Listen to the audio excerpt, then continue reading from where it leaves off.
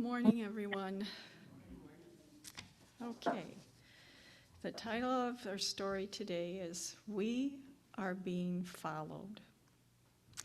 It's a reflection on Psalm 23:6.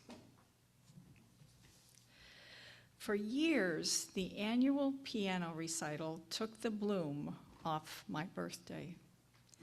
Inevitably, the ordeal was scheduled for those waning weeks of May, and eager participation was thus checked by unadulterated dread. Visions of cakes, balloons, and presents were upstaged by nightmares of sweaty palms, awkward memory lapses, and nauseating nervousness. My mother always claimed to enjoy these occasions.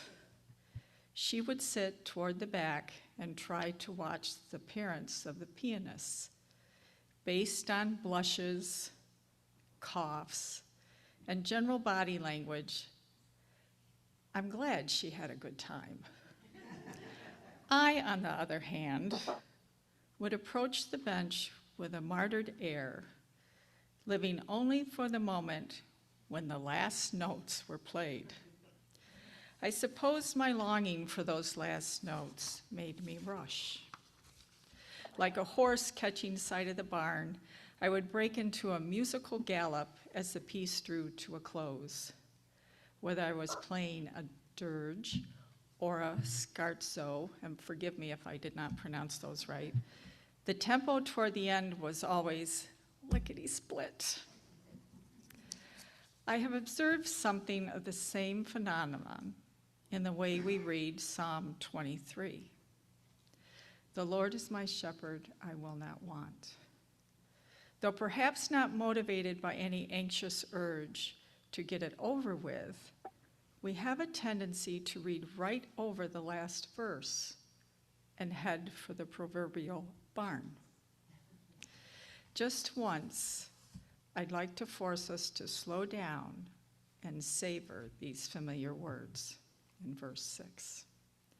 Surely, goodness and mercy shall follow me all the days of my life, and I shall dwell in the Lord's house forever. In a novel by Nora Roberts, she gave the heroines golden retrievers the names of goodness and mercy.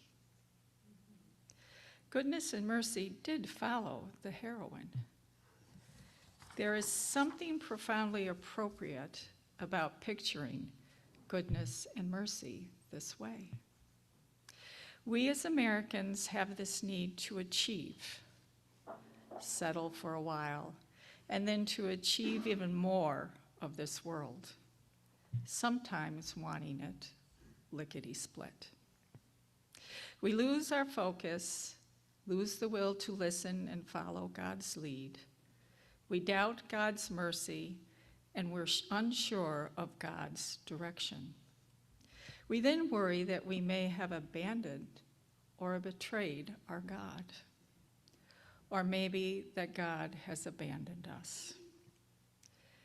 In these times, it's good to know that the Good Shepherd has some trusty sheepdogs, and their names are goodness and mercy.